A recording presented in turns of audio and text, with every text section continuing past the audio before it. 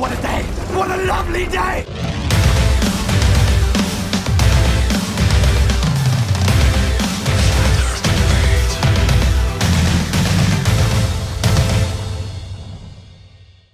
Welcome to Flat Earth Debate, Uncut and After Show.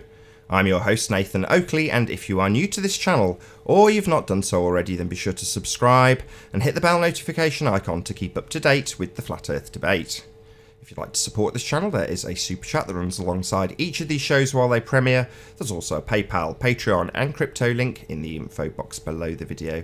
I've only got a few minutes before the first live show goes out on Nathan Oakley 1980, but before that starts up, I'm going to actually do a quick shout out, as ever, to all of my Patreons. Massive thank you to all of you for supporting me. So massive shout out to Alistair, Dank, David, Edwin, Felix, Godrockin, Jeranism, Kirsten, Matt, Michael, Paige, Renee, Sam. Scroll down to the last few. Sweet Equity, Texas Mike, FlatEarthChannel.com and Tina Baker. Massive thank you to all of you for your support. So while I am setting up for the first live show, I'm going to pass over to the Google Plus Hangouts on Air and Discord service so you can enjoy their dulcet tones while I set up for the first live show. Sorry, I didn't catch that. No, I said instead of you trying to get saved off the island with SOS, you're trying to actually wake up the pilot in the plane. It's a flat Earth. It's funny. Yeah, I just love the when I'm talking to a brand new person about flat Earth, they're just their eyes and their cognitive dissonance. It's just precious. Like, is this guy for real? What? Yeah, it's amazing the stories I get. Like in a restaurant, I was talking to a husband and wife, and all through the thing, the wife's head was nodding. Oh wow, you got a point, and that kind of stuff. And maybe one or two questions. Okay, but if the Earth is flat, how about this? And then I'd answer it. And then come to find out a month or two later, I'm talking to the husband, and the story on the way home was, man, was that guy crazy or what? Yeah. So my wife won't have a bar of a day. I try to talk to her about it. She's like, no, you're all crazy. Like, oh, no, all right. Can't get through to her. But see, the way I am is I would have told you were crazy at the dinner time at the table. I wouldn't have waited a month. Well, didn't we all have the same thoughts at the beginning? Like, the first time I heard somebody say that to me, I thought it was kind of like, okay, we should drop this kind of thing. Actually, no. When I first saw, I was looking up the Seth Rich story on WikiLeaks, and next thing I know, Julian Assange had 31 pictures of Antarctica posted, and someone wrote, "Why is Julian Assange showing 31 pictures of Antarctica?" And I'm going, "What the heck is this?" So that was my intro to flat Earth, and so I went to those pictures, and they were just nice pictures of Antarctica. There was no commentary, there was no leading questions as to why. And then I just kept researching it. Next thing I know, I saw on YouTube something Antarctica and flat Earth. And I said, what? Flat Earth? I got to check this out. And boom, it was immediate. It was as if, wow, this is interesting. I'm going to check this out. It was okay, you had a visual presentation. Like, I had somebody just telling me that with like showing me nothing. So it was different. Like, it's not the same when it's somebody in person versus having a video play out from beginning to end. Yeah, I see your point, because here I was doing the research and there someone was talking to you.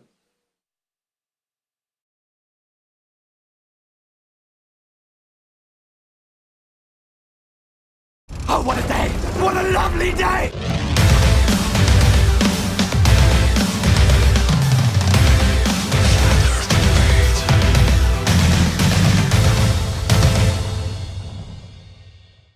Welcome to Flat Earth Debate Live. I'm your host, Nathan Oakley, and if you are new to this channel, or you've not done so already, then be sure to subscribe and hit the bell notification icon to keep up to date with the Flat Earth debate. If you'd like to join the community debate, then go to nathanoakley.com and check out the Flat Earth Debate Forum, which you should definitely all join.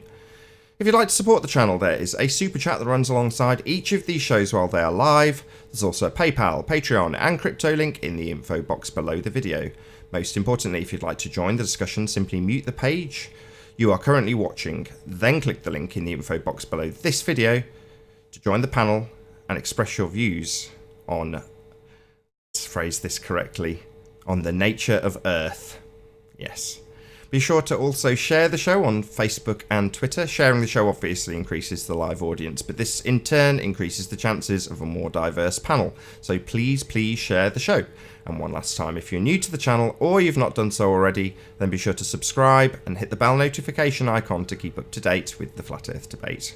Now we are joined by 10th Man, Paul, and Righteous Force in the Google Plus Hangouts on air. How you all doing? Oh, and Mind Warp. Doing all right. Has Paul dropped? Mind Warp is on too.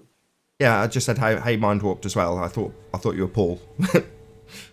That's so good. How you going? Very well indeed. No complaints.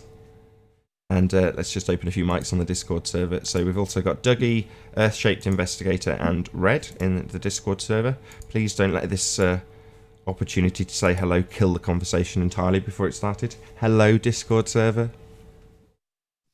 What's up? You want me to go in there and say hello? No, Righteous Force, it's okay. Stay where you are. I know it's working, so it's all good. Okay, right, let's do a bit of housekeeping. Any signs of Earth curvature? No. Perspective, that's all it is. Nope. Any evidence of axial rotation? Of the Earth-based variety? Specifically of the Earth-based variety? No. No. No Coriolis examples on the Earth come to fruition to show two separate reference frames for Earth? At the equator at 5 miles an hour walking, maybe.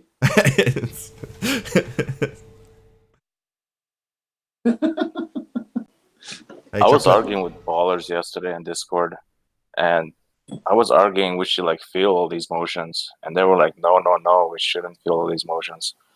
And eventually near the end, I was like, all right, so then how do we prove these motions? So that's how I like eventually just turned it around against them.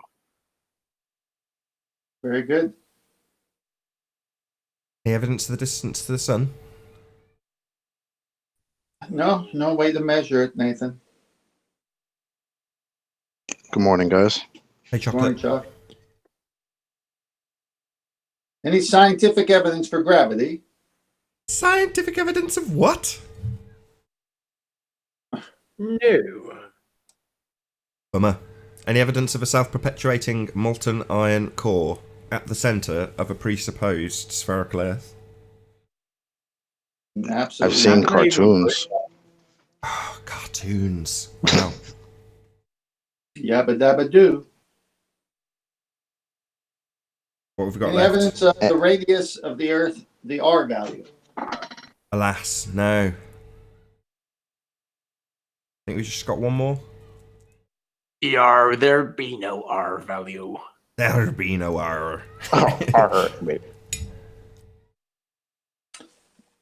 Be a One more. It be a presupposition, so it be. Right, any evidence? That was pretty good. Hey, That Alwyn. was good. That was good. Okay, Both to Alwyn. Chocolate, do the gas pressure one. Come on, Chuck.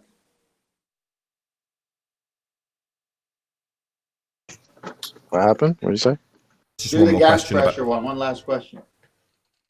We just need Any somebody to evidence ask. that we can have gas pressure without the necessary antecedent of a container? No, it's a necessary antecedent. The whole antecedent consequent relationship thing. You know, can't have one without the other. But people claim that we do. So I don't know. It's weird. They're morons. That's just like saying, "Hey, can a paradox exist?" About them married bachelors, eh? What? Right, well, that concludes the housekeeping. See if we've got anybody else in Discord. Oh, we've got Ping. How you doing? Good, Nathan. How you, fellas? Very How well. is? Very well, thank you. That's the kind of hello I brother. like from Discord. That's excellent. Now give us your scientific evidence of gravity, you bloody fundy.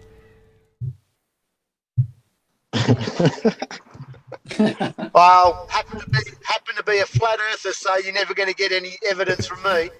It was just for humorous effect. I kind of suspected Nice. that.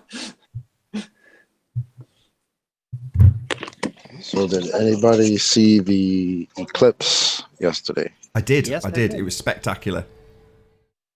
Nice. Actually, Arwen, if you could, I got a few pictures that I got. Somebody in the 24/7 Flat Earth Discord hooked me up so I could share a few pictures from it. Oh, yes, please. I only got crappy pictures from my iPhone, which were garbage. I was looking I at it only and I just- didn't even know it. I only just heard about this. Was it eclipsed without the sun? Well, how can I describe it? I've seen lunar eclipses before and filmed them and taken pictures of them with a good telescope and got really good images. And you see the, let's call it what they call it, shadow, in quotes. And in this instance, it was moving down from top to bottom. And I've seen that before. But last time I filmed it, it turned red, the moon did, at totality. Well, that didn't happen on this occasion. To describe what I was explaining to my wife in real time, so I'm watching the eclipse, and then I say to my wife, there's something above it. There's another object right next to it. Can you see that? And she looks and says, oh, yes. That's weird. What's that? And then a few moments later, there's a circle. There's a full ring, like from a solar eclipse. And both of us looked at each other and went, isn't it supposed to be a partial eclipse? What's going on? This is really weird. It looked beautiful. Yeah, the shadowy thing. Well, The reddish thing. it didn't go red. No, it didn't. So, you know, I know it was supposed to be a blood moon anyway, upon rising, and, you know, I didn't, obviously, moments after it was rising, it was eclipsing for me when it got above the tree line. So, what I saw was the start of the eclipse, then it eclipsed, then it reached totality, and then it withdrew the same direction it came in, bottom to top. So, you know, it ended up looking like a banana on its back. Wait, was it a full eclipse?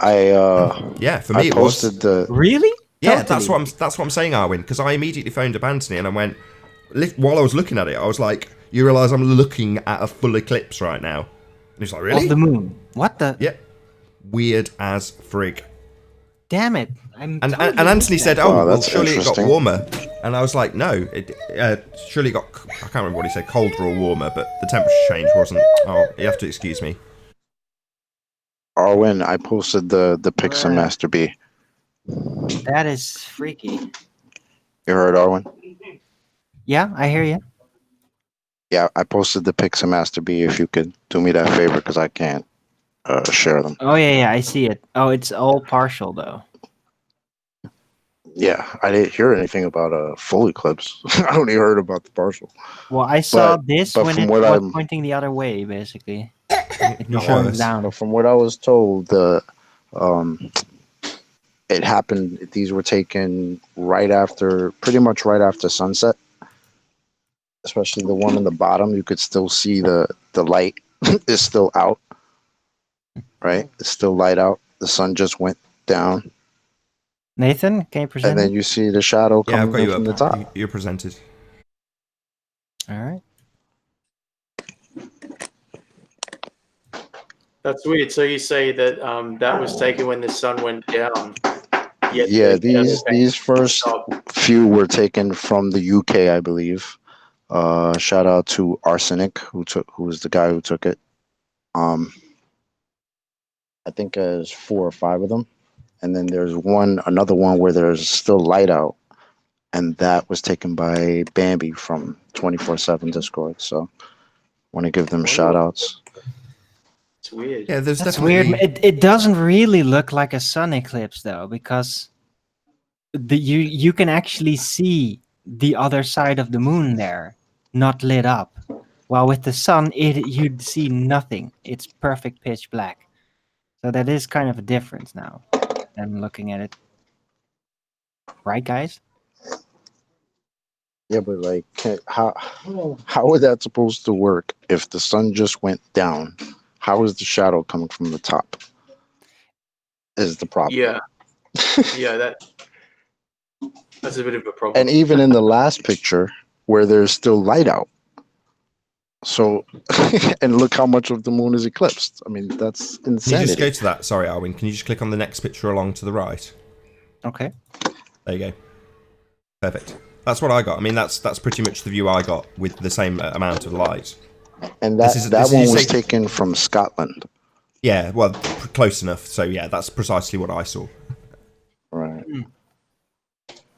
Well, I saw it in the middle of the night, and the moon horns were pointing the other way, and I wasn't expecting to see that at all. I was like, "What? What is that? Why is it At least looking?" you got to see it. Yep. I didn't But get it to was see that. it was perfectly dark everywhere, and I don't know. But a few hours later, it was just full moon again. Then I realized, like, what was I just looking at? Nathan, you need to fix your Discord link. Is the link in the info box not working? That's what Betty said. No worries. I'll refresh it.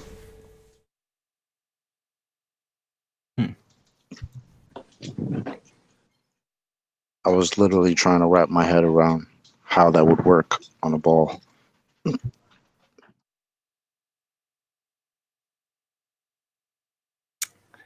It's similar. Yeah, It's that's similar. difficult. It's similar to the angles. The angles are off. If they say it's the sun because you're saying it's coming from the top down, and when you see the moon in the daylight and the sun in the daylight just popping over the horizon at sunrise, all the angles are off. Shout out to Flatulent Unicorn. He says, John is the voice of reason. Haters gonna hate. And also shout out to Skeptic936. Sorry, the glares on my screen. I hope I've said your name right. Also for the super chat. Doesn't say anything, but thank you very much for your support. Really appreciate it. I have, by the way, a piece of analysis here, looking at the pictures again. The disk that is apparently casting the shadow is obviously bigger in its curve than the moon itself. So it must have been completely blackened out at some point. How long was it? How long was it blackened out? Did you get to see that, Nathan? Yeah, I mean, not very long. 5 minutes. How long? 5 minutes. Can we go to that picture where you see that, Arwin? Because according to the heliocentric model, the sun is exactly 400 whatever away, just so they appear to be the same size. Okay, so this is a new Discord link. If you want to refresh your page, if you're watching in the live audience, it should update the link. But I'm just still kind of baffled. Like, this is supposed to be a real moon eclipse, right? So why does sometimes a moon eclipse, why is it supposedly then red and not pure black like this? That difference, that doesn't make any sense to me. Why is it now black, and why is it sometimes red like that?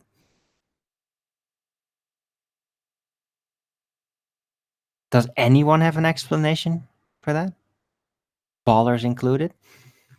No, but I'm going to send you my rather crappy photos, if that's okay, Arwin, so you can do the same. Okay, go ahead. So yeah, definitely a shout out to FE Jedi Dem Exposed who sent me these and told me to share it with Nathan and everybody here. So shout out to you, brother.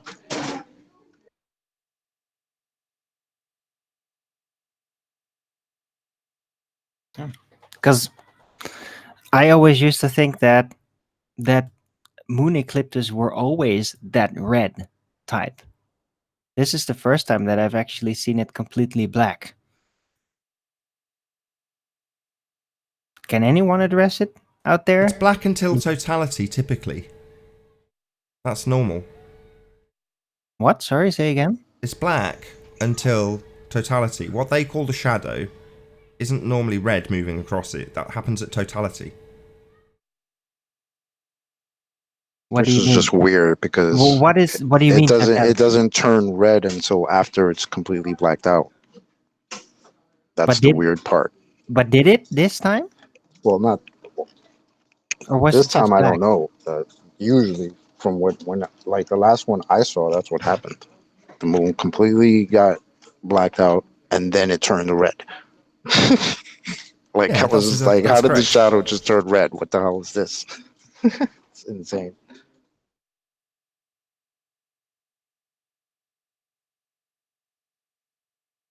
Okay. Right, I've stuck those in. Drunken Bullet says that it's due to the proximity to the horizon that the atmosphere would be coloring it red. I don't know. Let's not speculate. I don't Anyway, think so because it wasn't red before that eclipse. Usually. Any chance you can bring up my pictures? If they look garbage on screen, don't bother flicking through them, or just have a look at the first one. If it's Oh, they're the worst. they are. They're off an iPhone. What do you want? You'll see my 5 pixels of the moon. That looks like somebody gaslighting. Oh, just put behind one the up so I can clouds. see if it presents okay, please. All right. Saves me uploading to the computer. Yeah, it looks. Oh, beautiful. they're rubbish. This one is okay.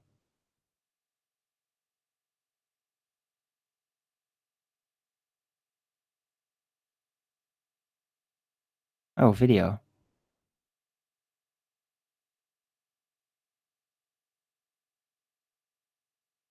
How long is it? Hey, 27. 25, 30 seconds.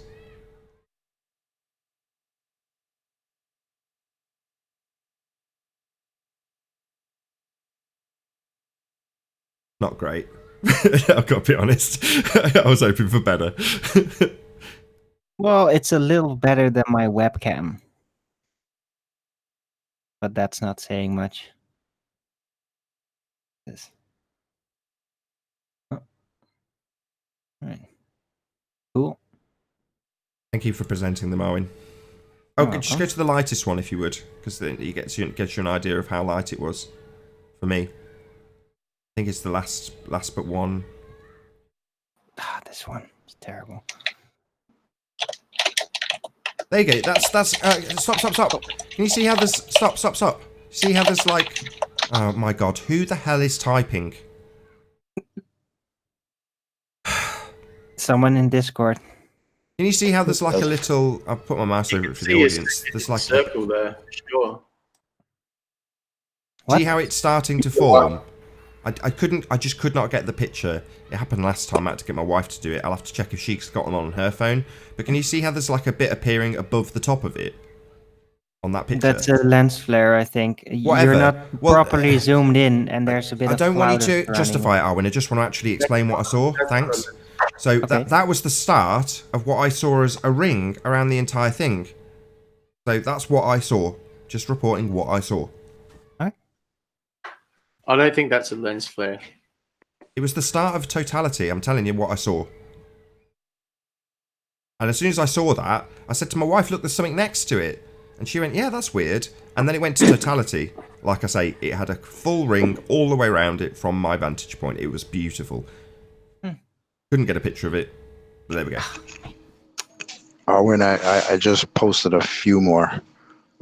If you can be so kind, sir. Thanks, Arwen. You're welcome. Whoa. Whoa, these are mine as well. Right. This is your iPhone 3, huh? Yeah, these closer ones are from a dude named Bev Try Thinking, trying to give everybody their props and shit. So he's also from the 24/7 Discord. Those ones you just posted in Master B. What is that black thing next to the moon there? There's a big like blimpy looking thing. You see that? you talking about? I don't know. It's the photo that's got Nathan Oakley on it. In Master B. Nathan just posted it. Yeah, we already saw. We already saw that one. That was Arvin thinks it's a lens flare. Oh, that. No, yeah. no, it's a big black thing. Like it's like a big oval shape. Can you see that? It's the top picture that Nathan shared. It looks like there's a cloud in front of it here, especially if you There is compare al- it to this. yeah, there is also See, a cloud now in we front of can it. actually see it. Yeah, there is also a Here is few clouds. Fuck me, Arwin. Yes, there is also a few clouds in front of it. Right. Okay. But yeah, it's still cool. Oh, I wonder like I if said, it was- anybody actually managed to snap the full eclipse. Like I say, it was one of those that even with limited equipment, it was so unusual to see it doing what it was doing that I whipped out the camera and started taking a few pictures of it. Mm-hmm. Okay. Arwin, did you go to the last few that I posted? Did you show that one? I posted like another 4, I believe.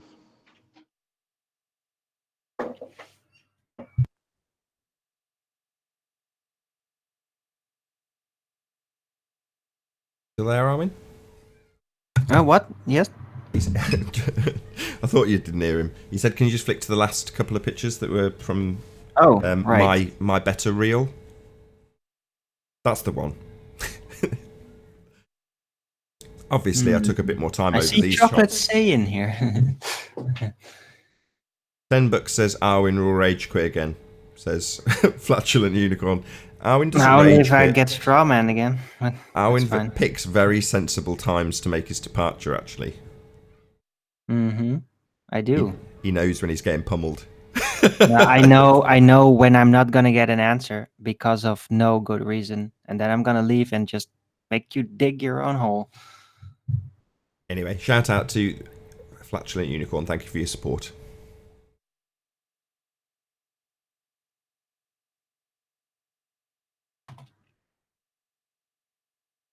Yeah, and you got a nice payoff for it, by the way. After the show ended, 250 euros super chats. So yeah, you definitely got some payoff for that.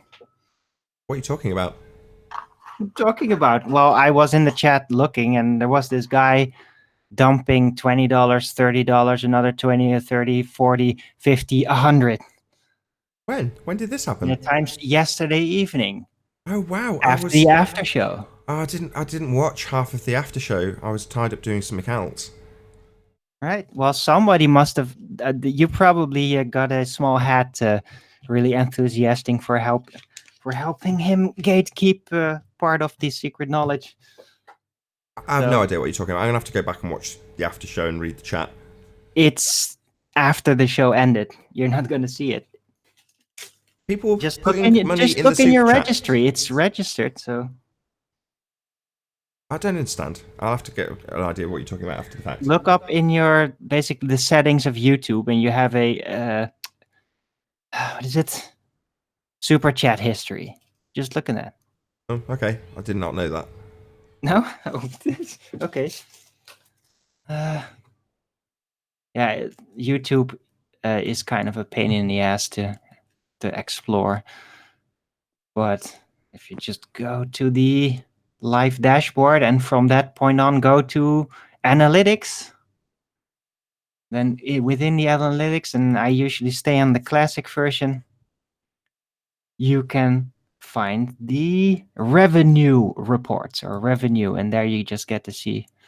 Oh, per video. Because I do look at the stats. I just look at them on the dashboard of the phone, like the app, and it's quite limited, but it's the most important stuff. But it doesn't tell you things about individual videos. Or it does, but only limited information. So, yeah, I'll have a look. I'll check it out.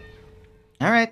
But that wasn't what I was asking. Anyway, actually. I thought it was extremely suspicious, but that wasn't what I was don't asking. seem to be informed about it. I think it's... Well, that's kind of what I'm asking. What you're saying is after an after show, which is a premiere, not a live show, finished, people were putting money into the super chat. Yes, after it had ended.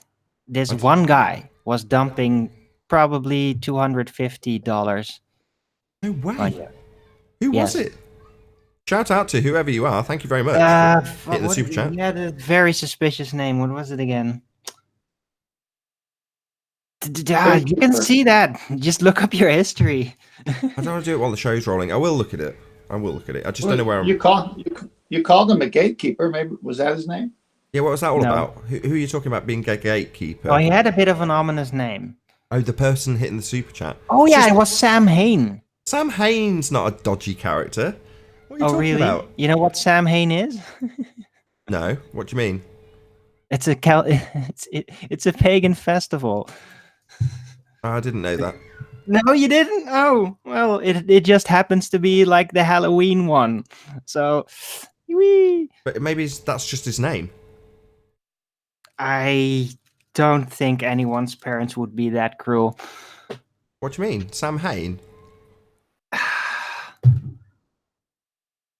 You really don't get it, do you? My grandmother's maiden name on my father's side was Haynes. Is that right? Yeah, but Haynes is not the same as How about Hain. Sam? It's not A or I. It's not E-I. It's A-I. Well, either way, I'm extremely grateful for the support. It's not The guy's Heinz. name is- it's not not the even- German last name Heinz. It's No, not it's even Haim. Haim. It's Heim, isn't it? Heim. From what I remember. I thought it was Hain. I don't know. Maybe it's a. It was that guy. He did it. Well, he's been smashing the super chat I a lot think it's recently. I think it's H-E-I. Hello, can you hear me? Yes, we hear you. Am I interrupting right now? I hope I'm not. Not at all. We're just talking about one of the very kind supporters of the channel called Sam. Wonderful. I was just thinking about something the last few days, and I was just wondering if you guys have the same point of view as I do. Okay, so on the flat Earth, do we have North and South Pole? Because Yeah. aren't the poles based on the globe, and isn't that a reification model? So if we're to say that we have poles on our Earth, how can we say that if it's based on a reification fallacy? I don't know about poles, plural, but certainly north, as in the magnetic... Who's making all that background noise? It's Wiggles. Somebody mute Wiggles. What a Sorry, yeah. moron. I was. Just shut up, bloody moron. So we've got a pole. Be nice. It could be argued that north is the only true direction. The only absolute direction. Right. South? What's south? So on a flat Earth, the Depends, North is the center Oh. of the flat Earth. How do we know that? Say that again. On the flat Earth, the North is the center of the flat Earth. How can we be certain of that? I mean, just because all compasses point to the North, that doesn't mean that that's the center. No, but I didn't claim it was. Correct. You did. You know what I mean? I didn't claim it was. You did.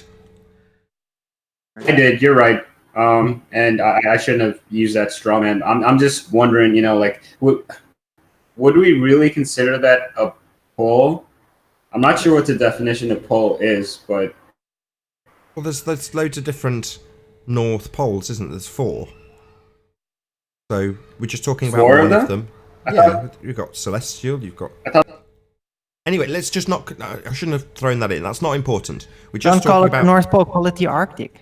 Hold on, Owen. We're just talking about one thing: magnetic north, which is definitely a real thing. Well, beyond it being what it is, what else is there to assert? There's plenty of people that will make assertions off the back of that. We don't necessarily do that here. I have made one assertion, which is that you could count magnetic north as an absolute direction. I thought someone would pounce all over me for that, but there we go. No one has. But that's the only thing I would assert about it. Right, and this direction is based off of man-made instruments that we're using to determine that direction. Basically. And they say that it's magnetic. Like, what does that mean? Because is there really like a magnet in Compass. the North Pole that's like making? It's a compass.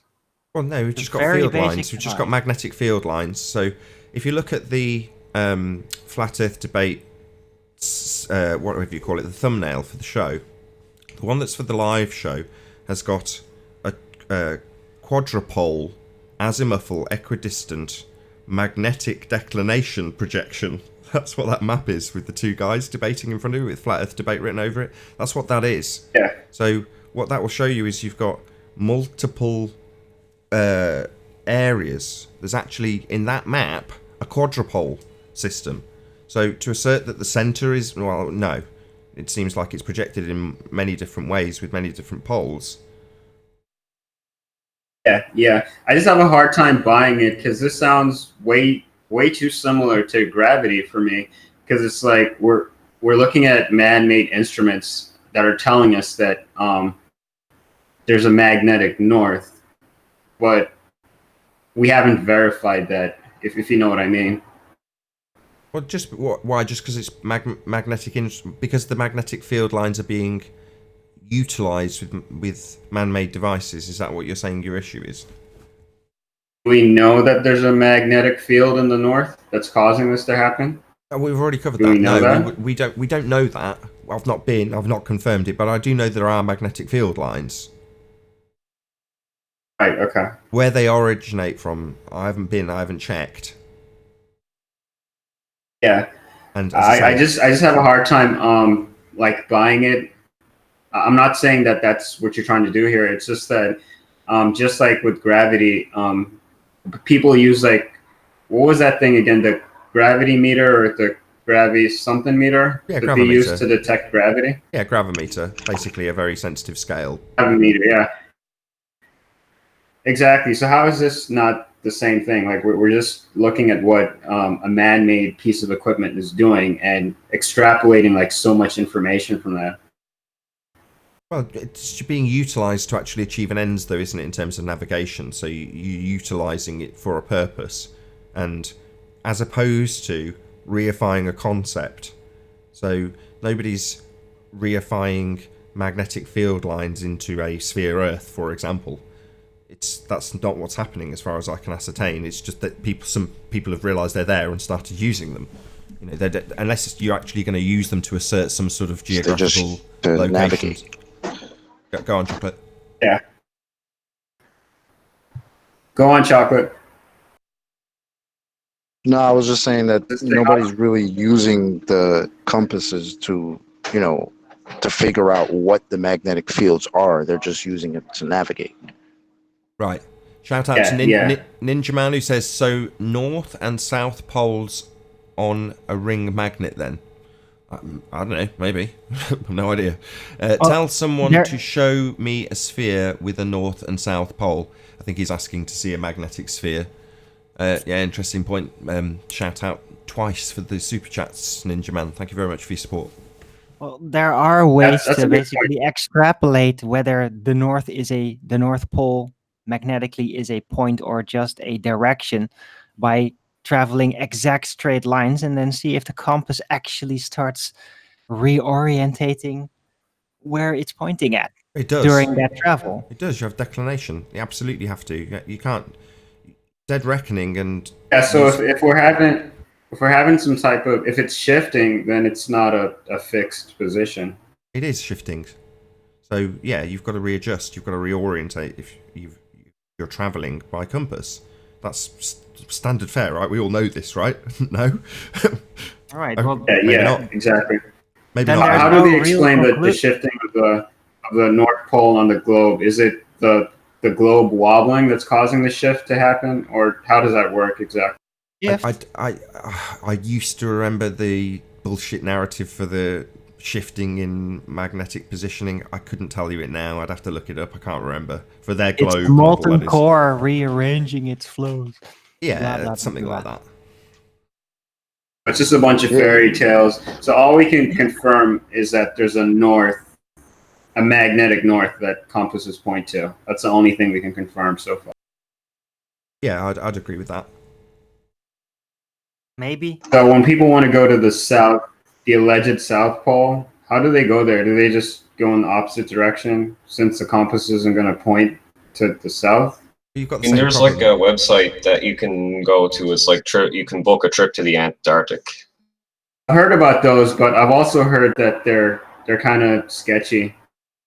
I mean, you can go on if you want to. But Nathan, I got a question for you. I've been wanting to ask. Okay, hold on. Are you done with the magnetic north and stuff? Is that the end of that? Yeah, I'm done. I was just asking a general question. It was kind of malformed anyway. So Not at all. go ahead, Very Luke. interesting. Very, very interesting conversation. Not malformed at all. Just asking questions. Very interesting. Yeah. There's nothing like a dumb question over here. All right. Go on, Wiggles. Okay, so. Oh, okay, yes. So, hi, Nathan. So, yes, so I had a question for you today. I would be willing to pay you $20 to teach you, like, give you a crash course on logic. Okay. Would you be interested? You want to give me a crash course in logic, and you will pay me $20 to take a crash course in logic. That's what you're saying? Yes. Makes sense. Yes. You don't have to pay me. If you want to tell me Hit about that logic... super chat. No, you don't have to pay me.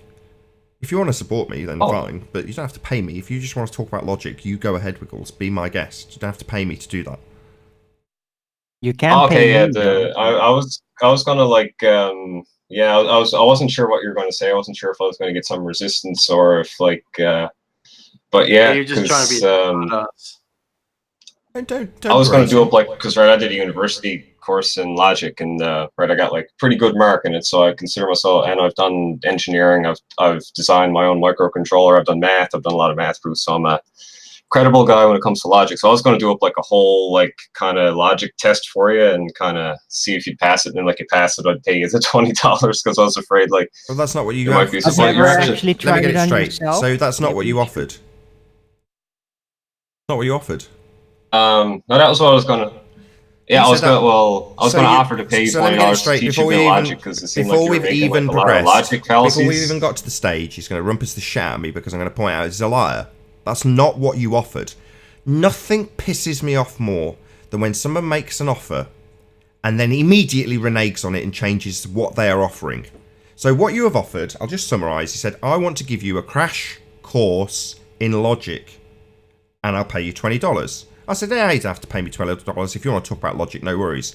Then he explains, when I've not given him an agreement and not agreed to take any payment from him, that actually he's going to do a test on whether I pass his crash course in logic. So that's what you actually mean. I've had you've done university courses before, Nathan. So he's ignoring me. You're a liar and you are a charlatan. What you offered and saw agreement from me for was not what you were actually going to do. When I declined and said no payment necessary, you then said, well, actually what I was going to do is test you and pay you if you pass. That course means test. Sorry. No. No. Crash course in logic. No. There's no test being mentioned. There's no passing or failing being mentioned. You're just a charlatan. I think he wanted to do an experiment. That is what Why not say that?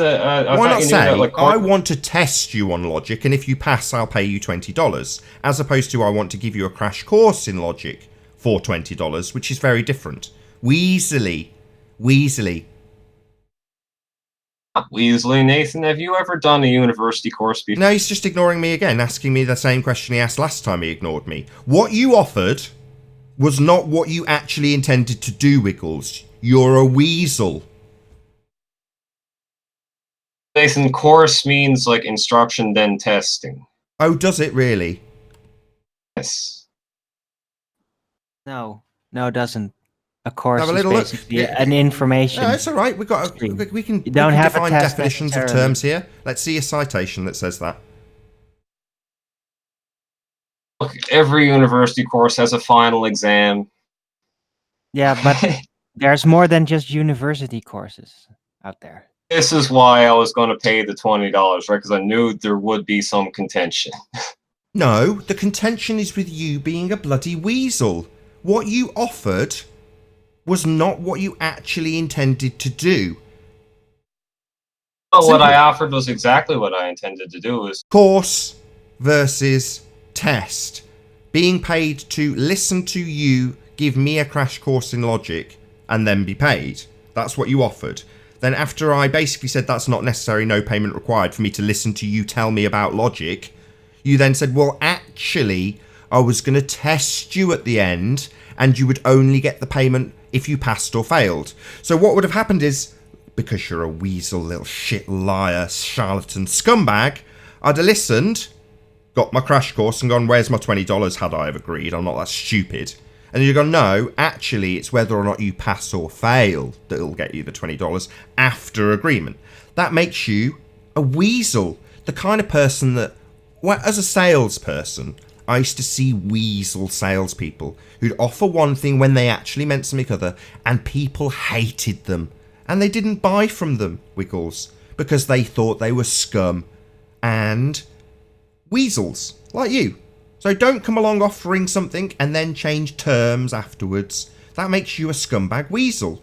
Precisely why I no longer want to hear about logic or what you say a test is when contextualised in a university setting, which is what you've now done, because you're a complete weasel and still trying to justify your change of offer. Scum. well, what do you think a crash course is? You're a scam artist. Yeah, you're just a You're a lying scammer. scam artist. Cheat. Scum. Weasel. We knew that Scammer anyway. who's going to pay you. Yes, that's hilarious. No, Oh yeah, that's what you weren't- offered. You're not gonna oh, now pay. it's hilarious. No, you're now, not.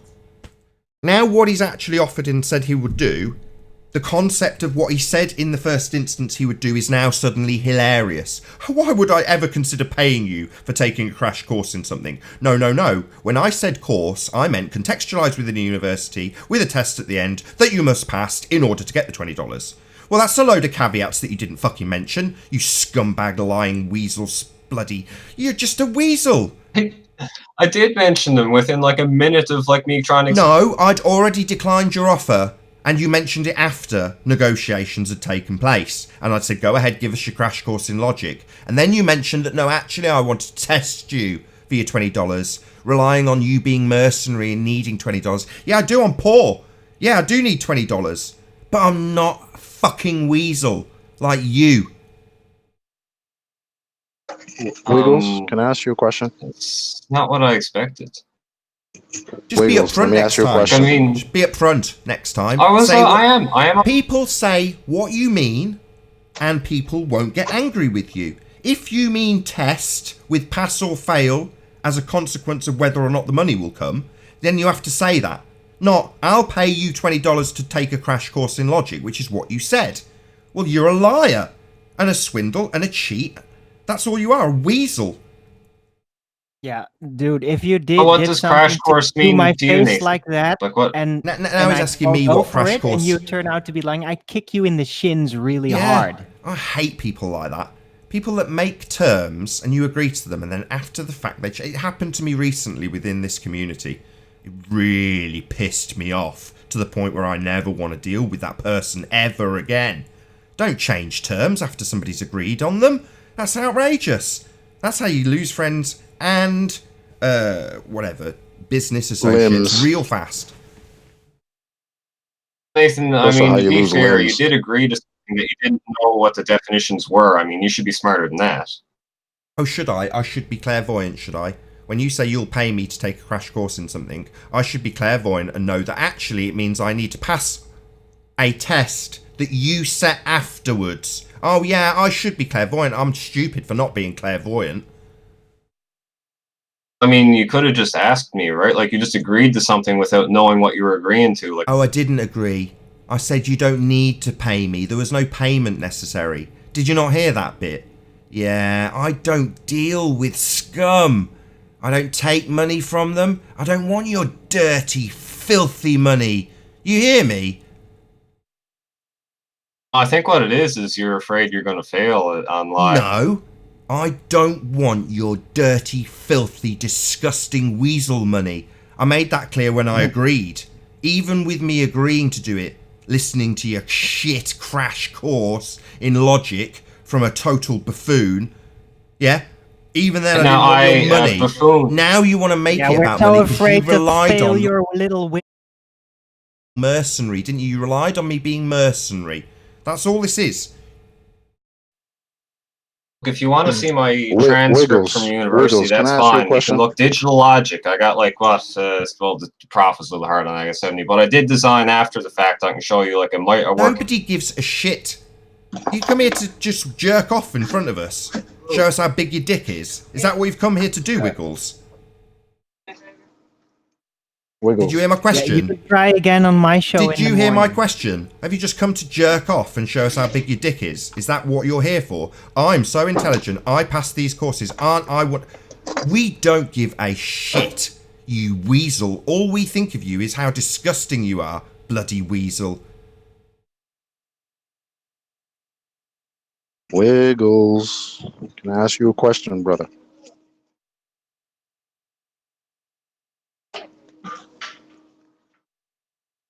Guess not.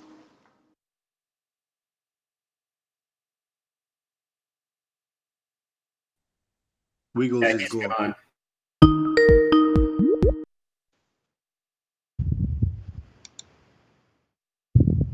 Hey, John. Good morning, gentlemen. Good morning. What's up, John? Did Wiggles leave? Yeah. I might have something. Back to the drawing board for a new wizard test. Oh, he left. He left. He left. All right. I hate people like that. Yeah, I greased the skids for him. Dave Weiss gave me some really, really good advice once. He said, honour your contracts. No, don't steal, all those things, don't kill, all the basically, like 10 Commandments stuff. Yeah, that most of it is simple logic, it's bloody obvious. I'm not trying to decry the commandments, that's not what I'm doing. I'm just saying most of it is pretty much normal, reasonable man's logic in terms of being a normal, decent human being. But David Weiss put it in terms that were much more specific and concise. Honour your contracts. In other words, if you arrange to do something with somebody and you shake their hand and make an agreement, stick to it. That's it. It's very simple. And if there's a caveat, be upfront, tell them the caveat, and then seek agreement. And once you get that agreement, then you stick to it. You honour your contracts. It's as simple as that. If you honour your contracts, everybody's happy. If everybody's aware of what the contract is in the first instance, no one's going to grumble about it afterwards, so long as it's honoured. And what Wiggles did immediately was dishonour that. Just dishonoured that completely. Are IQ tests really a valid way of measuring intelligence? If I gave an IQ test to a person in the Amazon jungle and they got every single question wrong, does that make them an idiot? Like, Intelligence is only a capacity, it doesn't make it really the quality of somebody's understanding or anything. So it's just the quickness. odd part is we have a guy with a number of toe tags already listed, how illogical and how many contradictions he's spoken in the past trying to give a logic test. That's why I wanted to ask him questions. I had questions for that guy that he left. Yeah, I'm sorry. Coming here asking people about their logic. Are you kidding me? I was too keen to berate him because my blood's boiling. When things like that happen, I get very angry very quickly. Does Flatsoid come on this channel? Say again, Righteous Force? Flatsoid, has he come on? Not today. Yeah. Has he ever come on? Yeah. What do you mean, come on? Well, there's that. You guys heard about the drama about the 11 missing frames? No. Okay, you want me to present it maybe? Sure. I can do it in the after show if you want it later. Or you want it now? Now I've got 10 minutes. Okay, hold on. So that means I gotta figure out how to do this quickly. You're on a PC, right? Yeah. So the green screen. Your entire screen sounds fine. Okay. There, when you're ready. Yeah, I'm there. Okay, got you up. Red rhetoric. Okay, let me maximize. So the claim is that Flatsoid did the bottom piece and Red's Rhetoric original is on top. So when you go through it, like fast forward, you see the missing animation in the bottom right. Yes, there's like 2 or 3 frames missing. Like 11 frames or so. 11, okay. So, oh, well, that's what they said. So I was like, okay, that's what the ballers presented to me in Discord. So I was like, yeah, there's clearly 11 frames missing. And that was Flatsoid's response video saying, no, it looked the same, when she clearly didn't. So then I went to his original video, and he has the full, he doesn't have any missing frames. So I was like, okay. But then I fast forward in that same video I just showed, and then he also has the cut part. And then I realized he was just focusing on the mirage, on the wave. That's why he cut it. So then I thought, how did this misunderstanding happen? And then I remembered somebody presented this on the show, and you guys were just focusing on this edited part. And then somebody on the show pointed, oh, look, the capsule is like, imploding before it even hits the apparent horizon. So I think that's where the misunderstanding happened. Everybody focused on that instead of the implosion part. And nobody mentioned the cut frames. So now the ballers are like, in a sense, strawmanning by focusing on the capsule and not on the implosion inversion. Am I making kind of sense or not? No, you're making perfect sense. Is that a straw man sense. or just a red herring? I don't see the. Well, it's an relevance of any of accidental it. straw man. How is this relevant to anything about it? I think it's a misunderstanding on both parts. That's what he's saying. Because Flatzoid was complaining that they were kind of saying that he took out these 11 frames or something, like he was trying to be dishonest about it. And he was trying to figure out why they're saying that. So okay. So has this been figured out? Are they still fighting about it? I just think it sounds relatively benign. In other words, even though we're arguing and we're on different sides, mistakes happen occasionally. Presentations are going to be misconstrued through lack of information. I don't remember that being the case on this show. I remember seeing it with all the other frames in, but maybe that's just my memory. If you're saying, my memory might be bad too. Yeah, I seem to remember seeing it with the full uncut. I.e., all of what you're saying is 11 frames included. I don't remember seeing it flash between a capsule and this splash. I don't remember that being what I saw. This new edited version. So if it's been discussed elsewhere, but regardless, even if it has, so what? Both sides occasionally make mistakes. There's nothing particularly that detrimental to the argument on either side. So who cares? Okay, I was just wondering how this got started and why it's even a thing. Interesting. I don't know. You bringing it up makes it a thing, doesn't it? Yeah.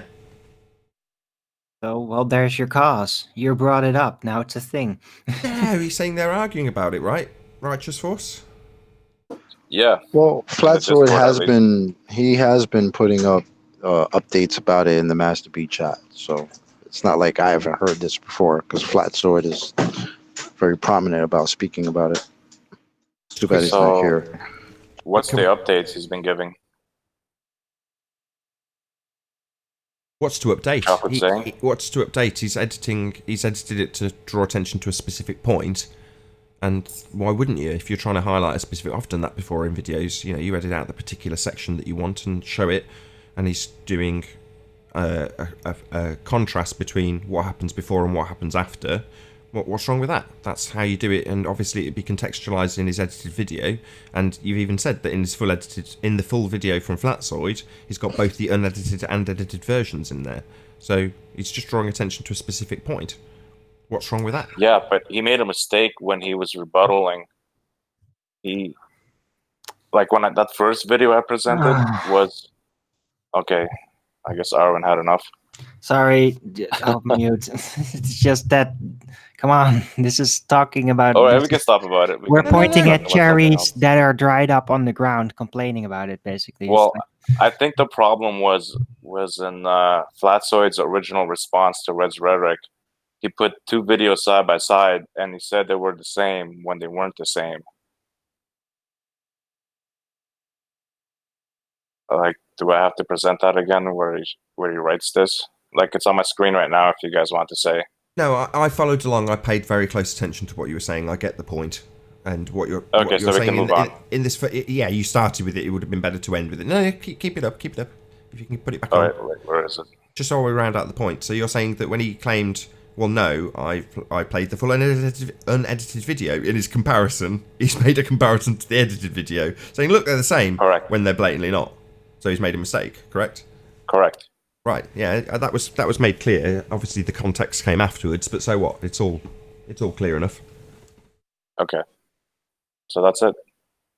Yeah, interesting bit of confusion. These things happen. It's amazing that even with 11 frames missing, the Earth still looks flat. Indeed. Mm-hmm. Oh, Chocolate, check your messages, by the way, said Hyena.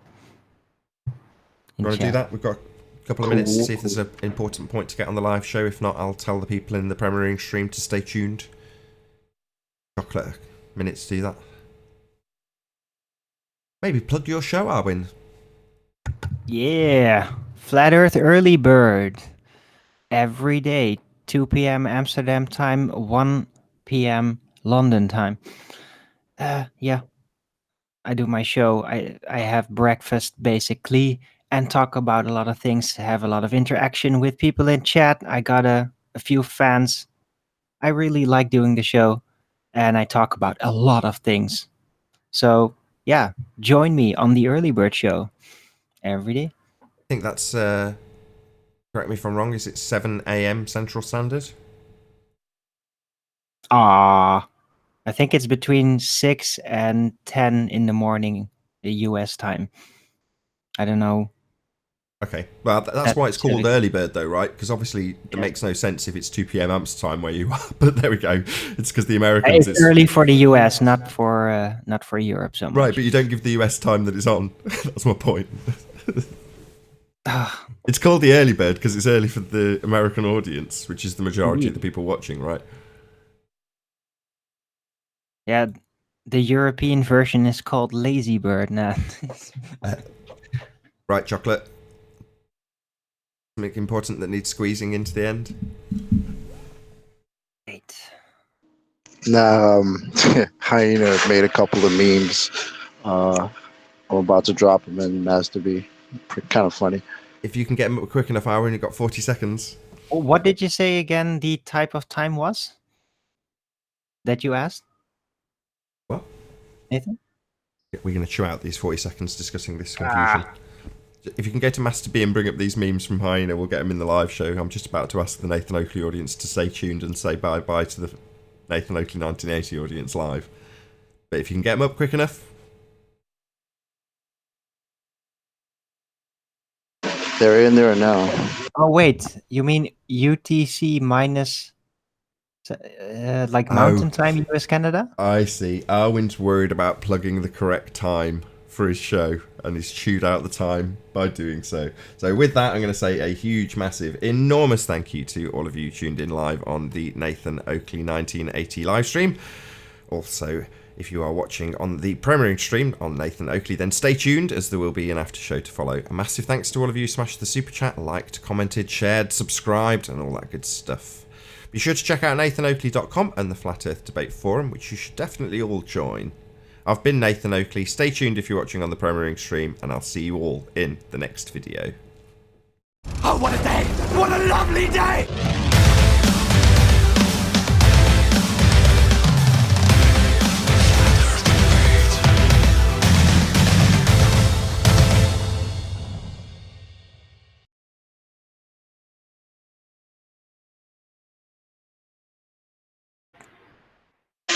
Arwin, your show Eastern time starts for me at 8 a.m.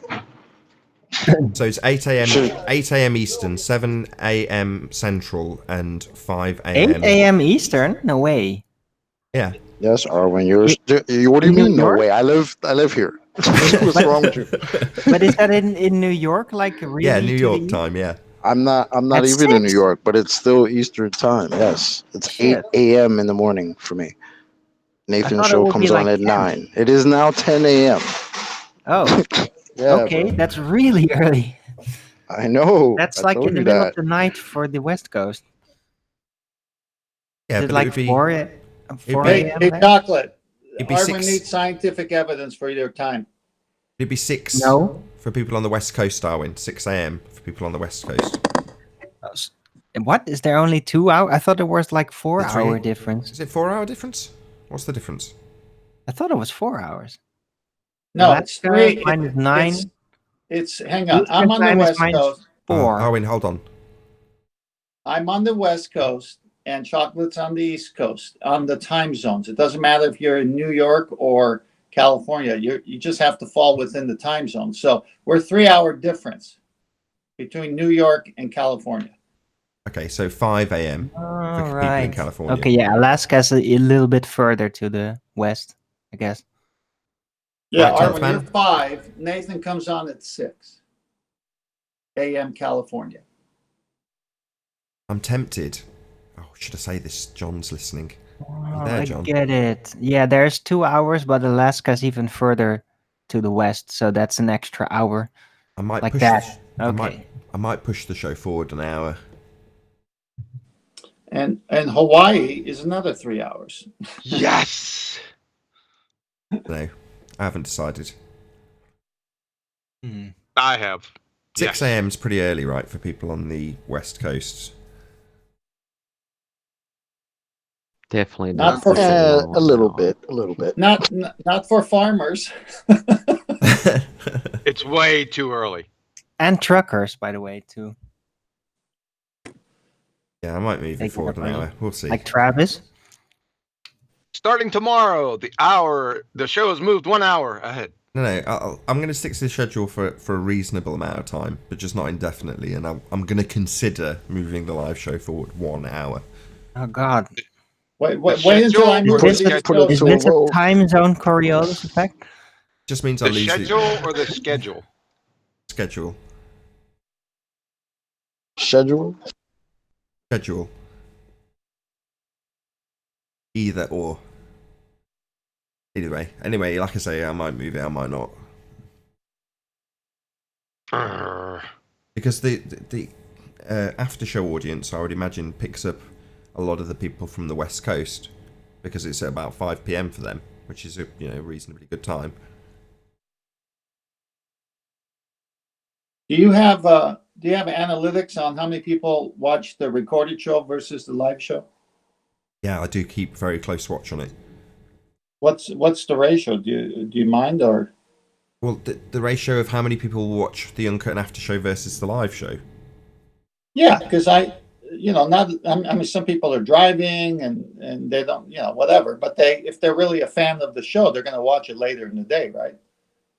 I think it's just a convenience thing, because in some instances there's been times when the Uncut and After Shows had a bigger audience than the live show. Now, because the live show's going out to a bigger audience in general after it's recorded, that will gain more views because it's got more subscribers to appeal to.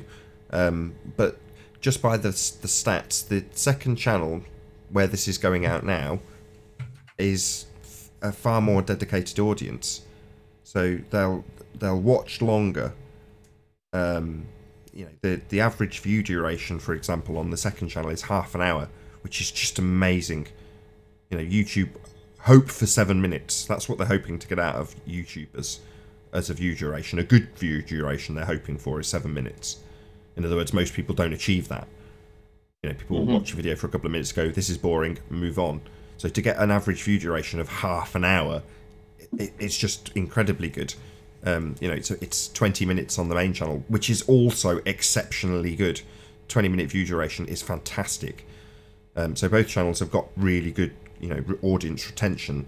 But the second channel is definitely better than the main channel in that regard. The audience is obviously just that little bit more focused. It's because it's the best show on YouTube, son. I watch it. You know, I've said this a lot. I watch the show. I watch the Uncut and After show. I did actually watch it yesterday. That's why I was a bit weirded out, because I thought maybe I just didn't watch the ending, but I could have swore I thanked people for watching at the end, even if I didn't necessarily tune in for all of it.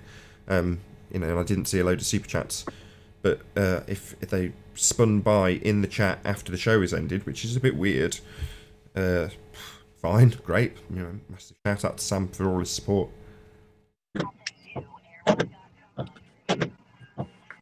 That's Sam Hein, H-E-I-N. Right. Oh, right. Yes. Mic check. Paul, mic check. Hello. Hello. Nice green screen wipers you got going on there.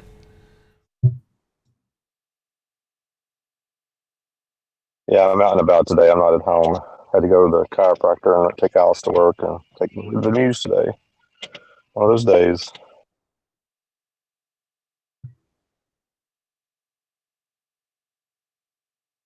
So, Paul? This might end up being a relatively short after show, as I've actually got stuff to do with one of the Ballbusters for an epic show.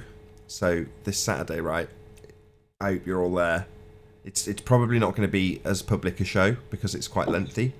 So what we may end up doing is QE and myself will do the first chunk of the show and go through all the information, and then we'll invite the Ballbusters team on, so they're not sat around not saying anything for the majority of the show.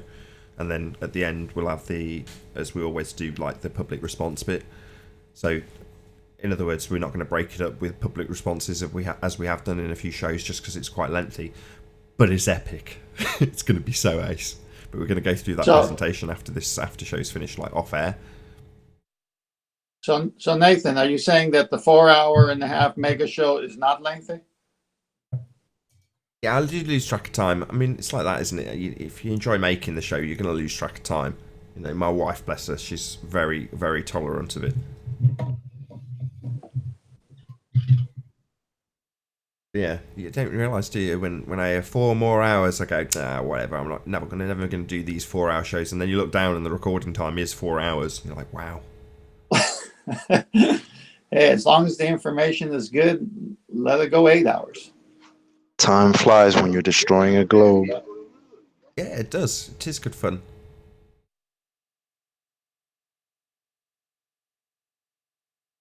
Maybe you could. I was thinking of a pun when it's kind of easy too, because the globe doesn't.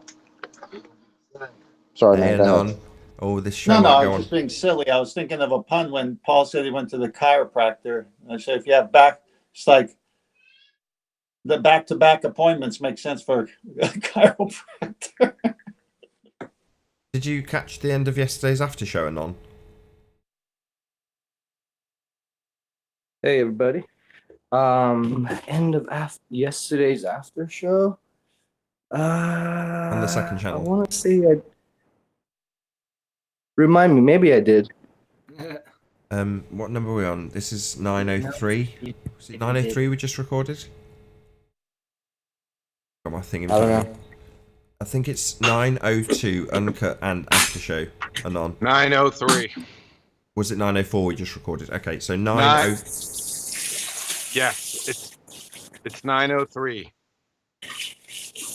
The show that you want to talk about is 903. So 903 Uncut and After Show. I'm also going to trim out the end section that I'm suggesting you go and have a check out of if you haven't already, Anon. So 903 Uncut and After Show on, for the audience, this channel, Nathan Oakley. And it's the last 7-8 minutes, I think. Okay, 903, the last 7 minutes after the end. Yeah, after show. You got it. It was you specifically get a shout out. Okay, you want to do it right now? No, I'm going to end this after show shortly. All right, cool. I say shortly, you know, 10 or 15 minutes maybe. You got 10 or 15 minutes left on this one? Unless the conversation completely dries up on its arse, which I'm kind of leading it to do. Can you give a summary on that lunar eclipse, just to everyone catch up on it? What took place? And the person in the background, you know, in the kitchen making breakfast or in the bathroom shaving.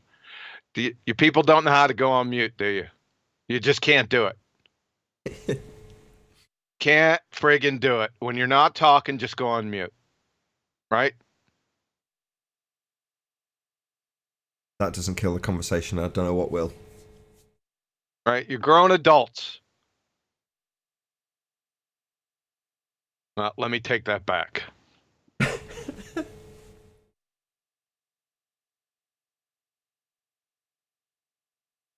Conversation killer you were looking for, Luke? Oh, I got a shout out, man. I don't usually shout out people, but somebody who I think deserves it is Taboo Conspiracy. And I think it's Taboo Conspiracy II now. Uh-huh. 2. Yeah. Excellent material. Should have shouted him out a long time ago. He does some really good work. We should try to get him on the show. Ben. Yeah, we know Ben. Name's Ben.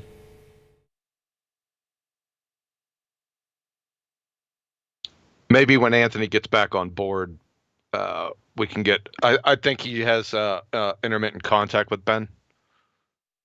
What was the reason? There must have been something that sparked this sudden enthusiasm for him, or is it just generally you've just been perusing his channel and saw how awesome he is? His new video it is should have been a amazing. long time ago, because he's had some really good material for a long time, and I didn't say anything. I think it was brought up a couple times on here. I think Anthony shouted him out a few times, but they're nothing specific. It's just in general. Yeah, Taboo Conspiracy is awesome. The ones I liked, or the one that I like to play from him, is he did a little overdub from like a conversation, a back and forth conversation between two periscope operators, like a missile, the guy that's going to fire the missile and the guy that's operating the periscope. Oh, that's right, he did. I remember that. Yep. Like, oh, that boat in the distance is only 12.7 miles away. We can definitely shoot at that. Oh, but the one behind it, that's 22 miles. So half of that boat is technically a mirage. Maybe look for another boat. Oh, what about that one? No, that's definitely that's a full mirage. That's way beyond Earth's curve. Can't shoot at that. No, definitely not. Oh, this one's good. 8 miles. Yeah, we can shoot. We can see all of that according to the Earth curve maths. Yeah, open fire. Yeah. Utter nonsense. He did an exposition about going to Antarctica, didn't he? And he tallied up the cost. He went through all the logistics. It was a nightmare. Yeah, it's called Antarctica. We're closed. Yeah, that's a good one. My most popular video on the main channel is an interview with a guy called Robert Shortman, who spent 18 months in Antarctica as a plumber. Robert used to be on the show with Robert Pisano. I've talked to him a few times. Robert Shortman was? Yep. Yeah, he's a good guy. Doom Weaver 2007 is his YouTube channel. Like a gamer handle. But yeah, just very down-to-earth guy. Met him in Oxford at one of the meetups, and I was walking around saying hello to people, interviewing them. Just, oh yeah, how did you find out Earth is flat? Where have you come from? That kind of crap. And I was like, hello. No, someone came up to me and was like, did you know there's a guy who's been to Antarctica here? And they pointed me in his direction. And fortunately, I'd started filming just before I got in front of him. And I was like, you're right, me filming you. And he's like, yeah, no worries. Tell me about who you are, then I hear you've been to Antarctica. And he just launched into his story. Just amazing.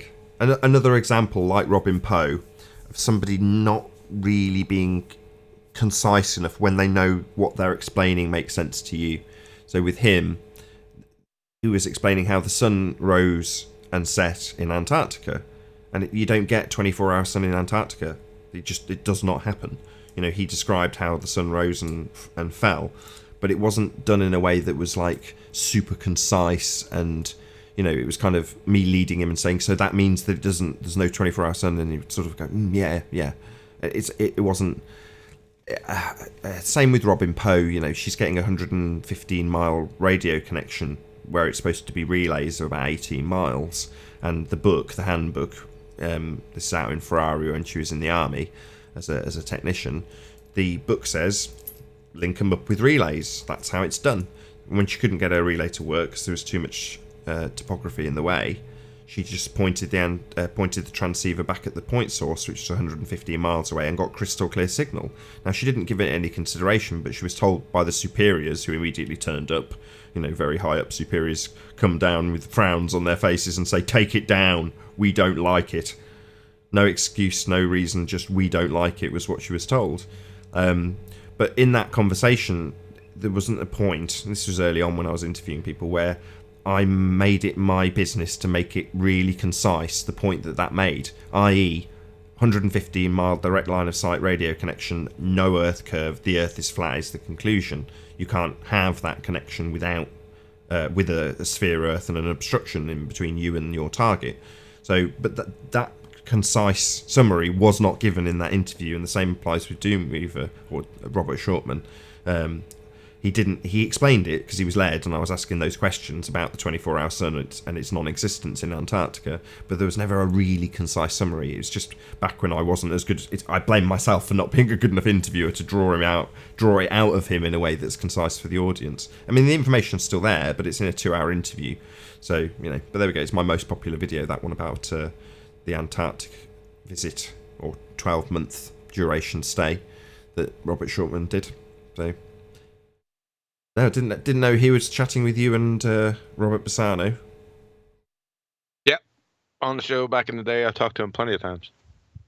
Just sort of lost touch, through time. Yeah, same here.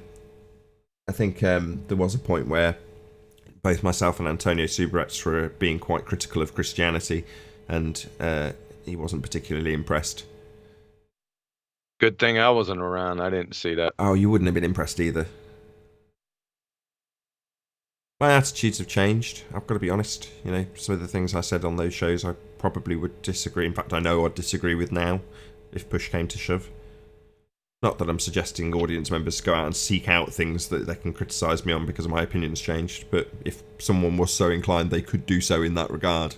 That's definitely a subject my opinions have changed in. Yeah, but we can do it retroactively. Do you have any videos? No, they've all been set on private. Oh, really? No, they haven't. I just don't want you going out looking for them.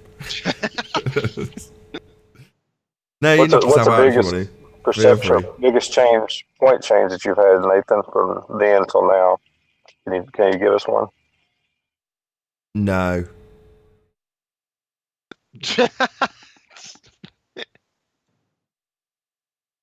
Well, back in the day, I didn't believe that there was a creator. Now I do. There you go. That's the most concise change I can give you.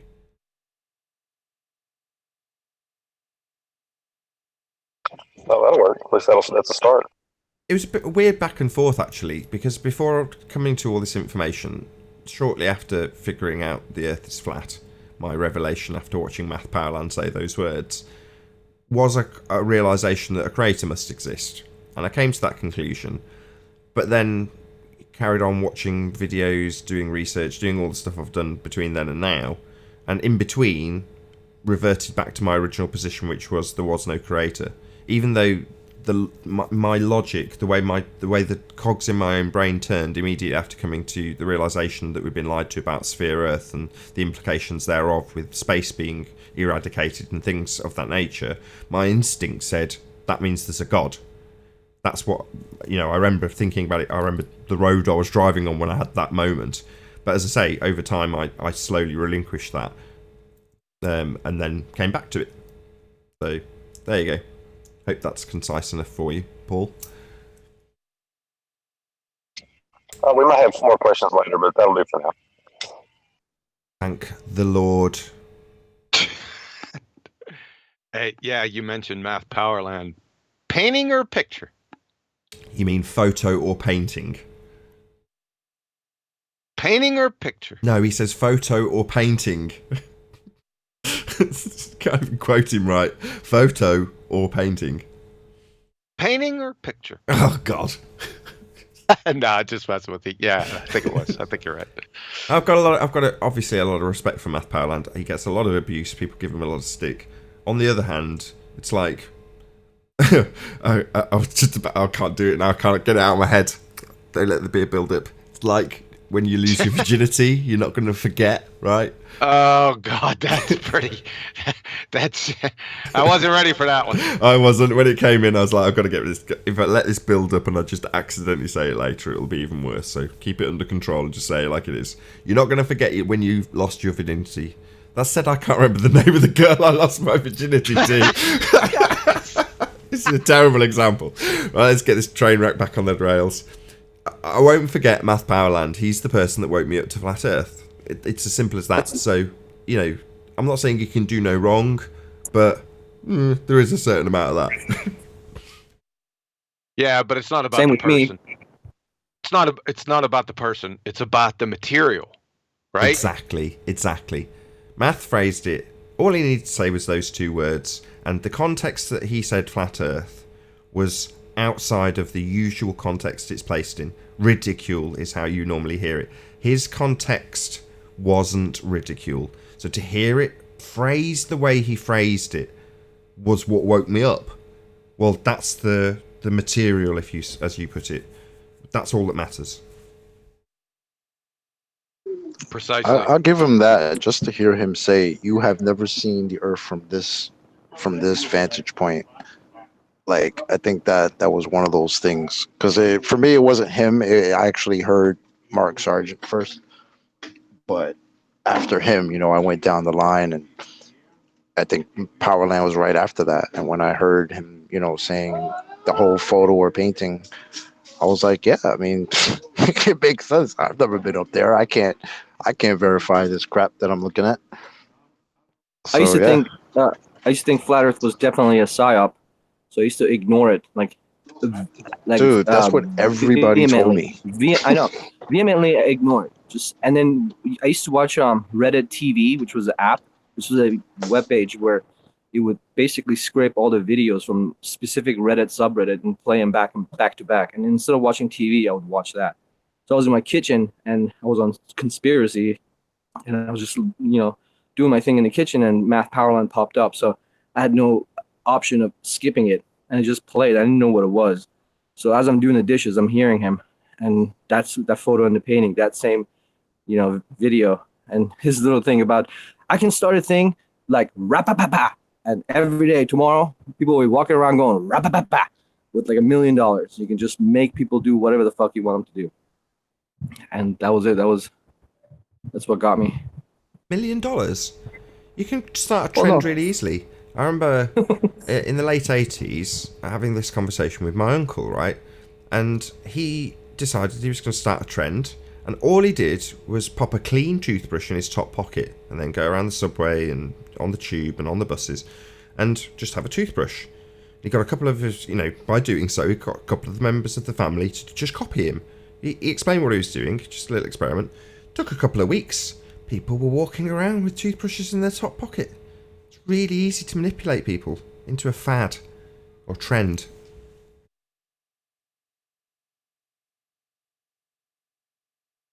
Yep.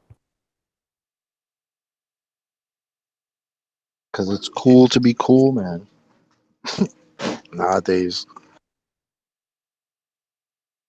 I think it's just a survival thing. You know, it's been going, you know, we need to kind of fit in to that tribe. Otherwise, you kind of be left alone. Again, I mean, if you think, I don't know how much of what they've told us about this whole human civilization past is true, but, you know, you think that you're in a clan and you want to make sure if someone's got a toothbrush, you want to put that on. Otherwise, you don't want to be left out by the wolves. Oh my God! You're already trying to work your cognition around this trend, right? Well, that's amazing. All I did was have to mention it. It's cool. I love it. Yep.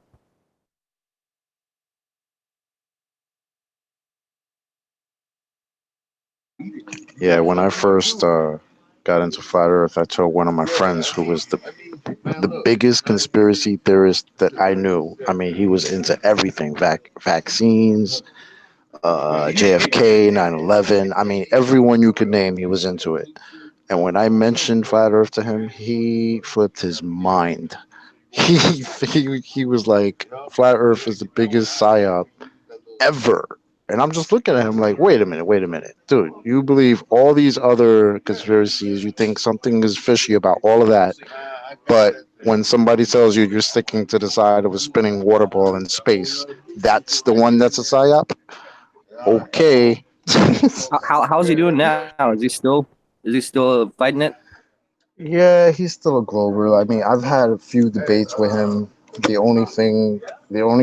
first time I got him to say, that's a little weird, is when I mentioned that supposedly the moon's gravity is what causes the tides. And that was the first thing that I said to him that gave him pause after basically a 2-hour debate between me and him. And that's the first thing that gave him pause. And then he kind of thought about it, and then we kept going. But like he's just stuck on the ball. He's not really interested, even though that gave him a little bit of, you know, But yeah, he doesn't care. He So likes his ball. because you want to fight it, you want to. It took me a year to get comfortable with the idea. I'm being honest, like more than a year, because like after I found out about Powerline, I was kind of going down the very surface material, flat Earth, and then I remember reading somewhere where he's like, Math Powerline's gay, and he's an actor. Look at his IMDb. So you go to his IMDb and like played a gay guy in some low budget film, and I remember using that as an excuse. I was like, dude, flat Earth is stupid. I was like, look at this, he's an actor. He did no, and then I stopped. Then I literally stopped looking into flat Earth for like a year, and then I started back again. I don't know what fueled the second spark, but you want to find a way to say no. This is even if it's certain things don't make sense. You want to whitewash them and just go back to normalcy. Nah, for me, it made me feel normal because my whole life I was like, what the hell? I don't, this does not feel like a ball. It doesn't look like a ball. It doesn't act like a ball. The whole notion of this being a ball under my feet is it's just nonsense. But I kept it inside. I never talked to anybody about it because everybody would think I'm crazy. So I grew up thinking I'm just nuts, you know, getting in airplanes, looking for curvature, and just seeing nothing but flat horizon in front of me. I thought I was bananas. Actually, Chocolate, You are bananas. You're describing yourself as being a contrarian.